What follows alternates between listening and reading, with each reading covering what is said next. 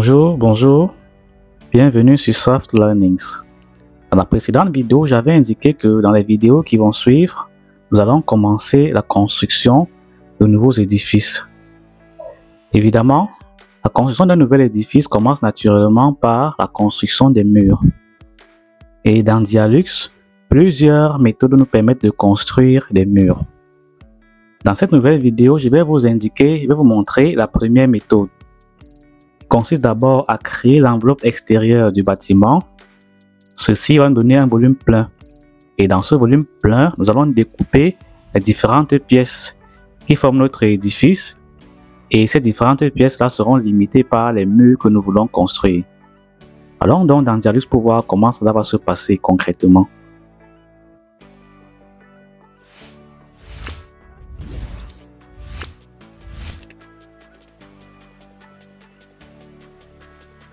Alors, on ouvre Dialux et on crée un projet vierge, comme je vous l'ai montré comment le faire la dernière fois.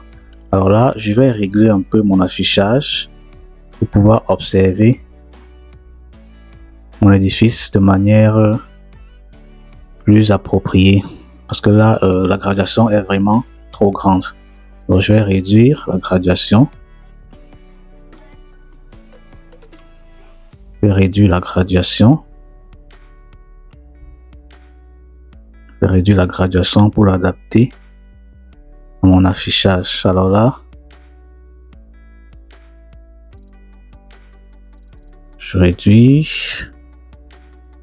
Bien, sur le plan horizontal, j'observe jusqu'à 21. Sur le plan vertical, c'est jusqu'à 11. Ça devrait être suffisant pour afficher mon édifice qui a une enveloppe extérieure de 13,41 m et de 10,62 m. Alors, je reviens sur Dialux pour dessiner mon nouvel édifice. La première chose à faire effectivement, c'est qu'on va choisir l'option terrain, dessiner un nouvel édifice. Ça va nous permettre de positionner 4 points qui vont limiter l'enveloppe extérieure du bâtiment. Le premier point, je le place ici à l'origine. Le deuxième point va être distant du premier de 13,41 m, comme on vient de le voir dans la vue 2D. La distance entre les deux points est affichée juste au-dessus de la ligne orange. Là, je suis à 13,850 m. Je cherche 13,41 m. Je suis à 13,40 m. Je place d'abord, je vais affiner la position plus tard. Troisième point, distance du deuxième sur la verticale de 10,62 m. Là, je suis à 10,250 m. 10,65 m. Je place d'abord, après je vais affiner. Et le quatrième point, je place, après je vais affiner. Je ferme le polygone. J'ai donc un rectangle. Je vais donc affiner la position de tous mes points. Premier point, il est à 0, 0, c'est bon. Deuxième point, il est à 0, 13,40 m. On a dit 13,41 m. Le troisième point, il doit être aligné avec le deuxième. Il doit être distant de celui-ci de 10,62 m. Là, je suis à 10,65 m. C'est pas bon. Mais 10,62 m. Et ici, au niveau de l'abscisse, il a 10,40 m. Il faut mettre 10,41 m. Très bien. Et le dernier point doit être aligné avec le premier et le troisième. 0, ça va. Mais là, c'est 10,62 m. Très bien. Donc, nos points sont parfaitement bien placés. On va aller en 3D pour voir ce que ça donne. Voilà, on a un volume plein qui est dessiné ici. Ce qu'on va faire, c'est qu'on va faire des découpes dans ce volume plein pour former les différentes pièces. Donc, je reviens en 2D. Je vois que Dialux est passé automatiquement de l'option terrain à l'option construction d'étages et édifices. Pour placer dans les pièces dans ce volume plein, je prends l'outil dessiner une nouvelle pièce. Je place les points un peu n'importe comment là. De toute façon, je peux pas être plus précis. Toujours, il faut 4 points. Et après, fermer le polygone pour dessiner les contours. Deuxième pièce, je fais la même chose. 4 points toujours. Après, je ferme le polygone. Alors en 3D pour voir ce que ça donne. Voilà les pièces que j'ai créées. Mais cette méthode n'est pas très précise parce que avec cette méthode-là, on peut faire des erreurs sur les dimensions exactes de la pièce et sur la position précise. par rapport aux graduations qu'on a ici, c'est pas très précis. Donc ce qu'on va faire, il y a une méthode beaucoup plus appropriée pour placer de manière beaucoup plus efficiente les pièces et respecter non seulement leur dimension, leur position et respecter aussi l'épaisseur des murs. Donc j'efface d'abord toutes les pièces que j'ai dessinées. Voilà. Cette méthode qui nous permet de travailler de manière plus précise consiste à utiliser les lignes de référence. Alors le principe des lignes de référence, c'est qu'on va placer un ensemble de 2 lignes de référence pour limiter un mur. Alors je regarde là, j'ai combien de murs sur le plan, combien de murs horizontaux? J'ai 1, 2, 3, 4 murs horizontaux. J'ai 1, 2, 3, 4, 5 murs verticaux. Donc on va placer un ensemble de lignes horizontales et verticales qui vont limiter les murs et les différentes pièces de la maison. Donc je commence par les murs horizontaux. Je place ma première ligne de référence. Alors ligne de référence, je viens ici, quatrième option à partir du bas. Je prends cette option là, dessiner ligne de référence. Je peux la positionner à l'origine et je glisse là pour définir la première ligne de référence. Voilà. Maintenant, la distance entre 2 lignes de référence pour limiter un mur va être définie par l'épaisseur du mur qu'on veut avoir. Alors chez moi ici, je vais prendre des murs d'une épaisseur de 30 cm. Après, chez vous, vous pouvez faire les murs d'une épaisseur de 20 cm, ça dépend de vous. Donc, alors, puisque c'est pas très précis, je vais prendre un dessin de une ligne de cotation. Je vais chercher exactement 30 cm de la première ligne de référence pour placer la deuxième ligne et limiter le premier mur. Alors là, j'ai 0,3. Très bien. Je place donc ma deuxième ligne de référence pour limiter mon premier mur horizontal. Très bien. Je peux augmenter la longueur ici. Là, je peux la effacer. Ce bonhomme ne me sert plus. Je vais vérifier que la distance entre ces deux lignes est effectivement de 30 cm. Je prends la règle graduée. Je clique sur la première ligne. Je me déplace sur la deuxième. Effectivement, c'est 0,3. Parfait. On va donc dessiner notre deuxième mur, donc placer la deuxième ligne de référence. Sur la vue 2D, on a vu que c'est situé à 3,20 m. Deuxième mur ici, c'est à 3,20 m du premier. Donc si on ajoute l'épaisseur du mur, ça fait 3,20 m plus 30 cm, 3,50 m. Je prends encore ligne de cotation que je place ici. Je cherche 3,50 m. Très bien, c'est là. Il me suffira, là je ne veux pas enregistrer, même d'abord. Il me suffira donc de sélectionner ces deux premières lignes. Je les copie. Et puis je viens coller à l'emplacement du curseur. Je vais déplacer pour aligner avec mon repère que je viens de faire. Alors, le troisième mur horizontal, le voici. Il est situé à 1,30 m du deuxième. C'est-à-dire à 1,30 m plus 3,20 m plus 2 fois l'épaisseur du mur du premier mur ou bien des premières lignes de référence. Donc ça me fait donc une distance totale de 4,80 m. Donc le troisième mur est situé à 4,80 m du premier. Je viens encore sur Jalux, ligne de cotation, je cherche 4,80 m du premier. 4,80 m. Voilà. Alors je vérifie la position là, c'est 0, 4,80 m. C'est bon. J'ai déjà un autre point de repère. Je colle simplement, je déplace la ligne. Terminé. Maintenant pour le dernier mur horizontal, j'ai pas besoin de faire de calcul parce que de toute façon il sera limité par l'enveloppe extérieure de mon bâtiment. Je viens simplement là insérer la position du curseur et puis j'ai donc terminé avec les murs horizontaux.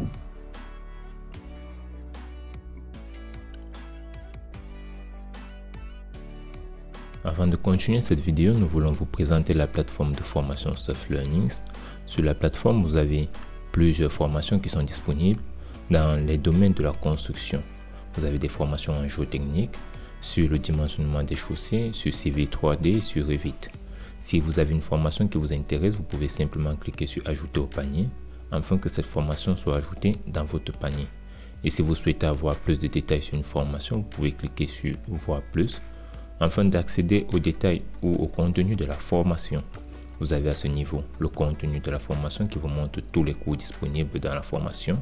Vous avez la description de la formation qui vous donne tout en détail ce qui concerne la formation. Vous avez la zone outils et applications pour les différents outils qui seront nécessaires dans la formation. Vous avez la possibilité à la fin de cette formation d'obtenir une attestation si vous le souhaitez. Et lorsque vous êtes satisfait, vous pouvez simplement cliquer sur ajouter au panier. Une fois que votre formation est ajoutée au panier, vous pouvez aller dans votre panier afin de régler votre facture. Pour cela, vous allez avoir toutes les formations que vous avez prises et là, vous allez cocher simplement accepter les conditions générales. On va procéder au paiement. Une fois que vous procédez au paiement, vous avez plusieurs options qui sont disponibles. Vous avez la possibilité d'avoir une option de 3 mois, de 6 mois ou de 12 mois. En vous montrant les économies que vous pourriez faire. Vous avez aussi la possibilité de payer soit par carte si vous possédez une carte, ou si vous êtes en Afrique et que vous ne possédez pas de carte, vous pouvez payer par votre compte mobile directement. Maintenant, je vais attaquer les murs verticaux. Je commence par effacer déjà ces lignes, elles ne me servent plus. Supprimer. Supprimer. Voilà. Donc, je vais créer un mur vertical. Inscrire la position du curseur. Là, maintenant, je vais roter ce mur, ces lignes de référence là. Je viens sur cet arc de cercle, je clique sur le point bleu là. Je tourne de 90 degrés. C'est vertical. Maintenant, je déplace et je vais aligner avec la limite de mon mur. Alors, deuxième mur vertical est situé à 3,04 m du premier, plus l'épaisseur du mur 30 cm, ça fait donc 3,34 m. Voilà, c'est comment le faire. Prends une ligne de cotation, on cherche 3,34 m. Je pourrais pas être précis, je vais placer d'abord, après je vais affiner la position. Alors sur X, je vois qu'il est à moins 0,027, c'est pas bon, il doit commencer à 0. Et le point final, il doit être à 3,34 m.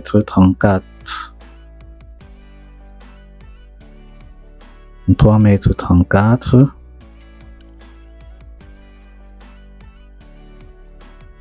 3,34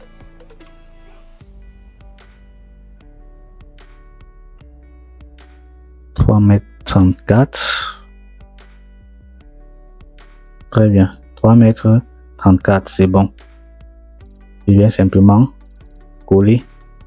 Non, ça je vais effacer. Je copie simplement ce mur-ci puisqu'il y a vertical.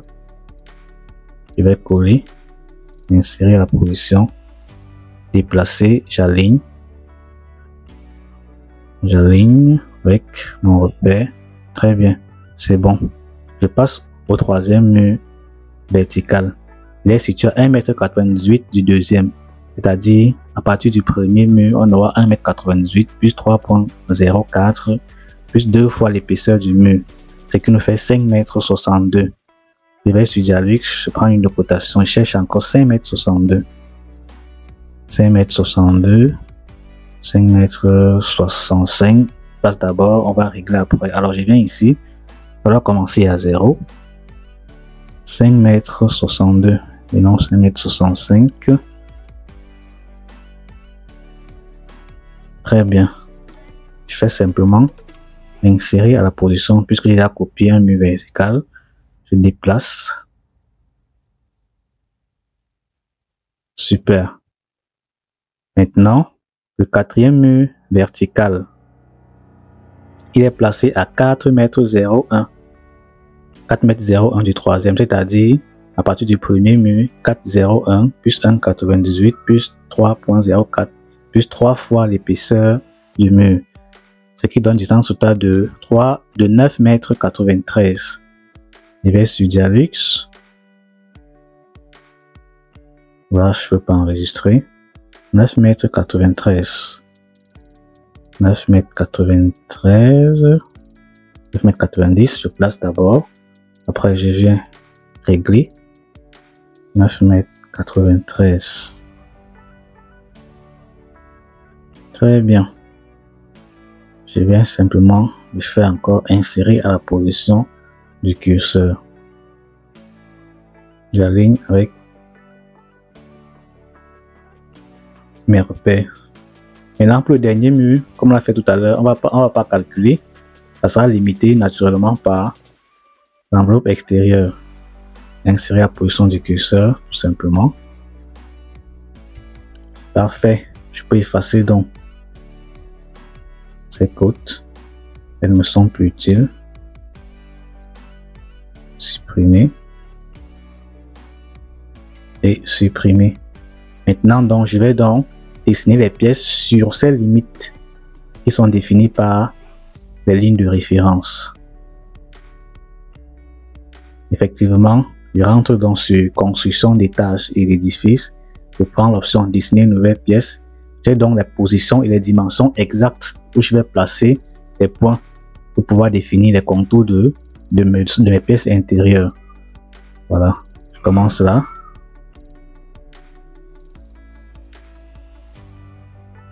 Fermer polygone. Première pièce est créée.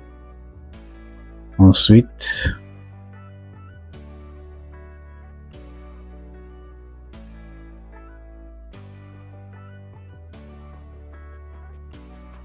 cette pièce, je vais la recréer parce qu'elle ne s'arrête pas ici, elle va jusqu'en bas, telle qu'on l'a vu. Donc je vais supprimer, effacer, telle qu'on l'a vu sur la vue 2D, elle va jusqu'en bas. Donc je vais la recréer. Pas plus mal.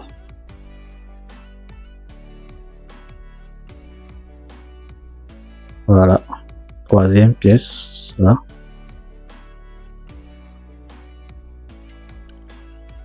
C'est bon.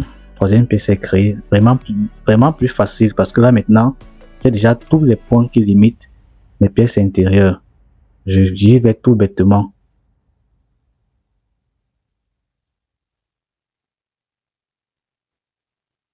Cinquième pièce. Voici.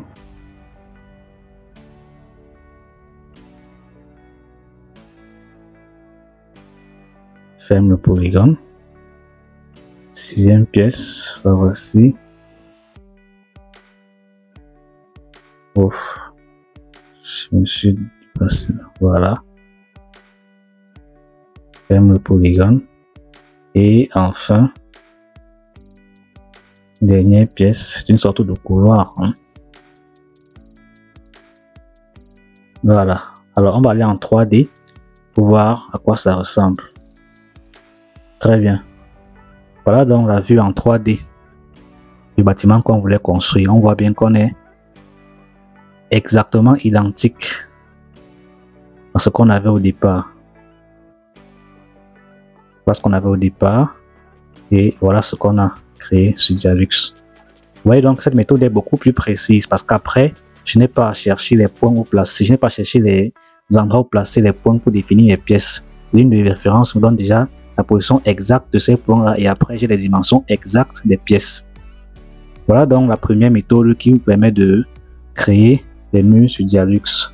Donc abonnez-vous massivement à la page Soft Learnings. Dans les prochaines vidéos, nous allons montrer d'autres méthodes qui permettent de créer des murs sur Dialux. Rendez-vous dans les prochaines vidéos.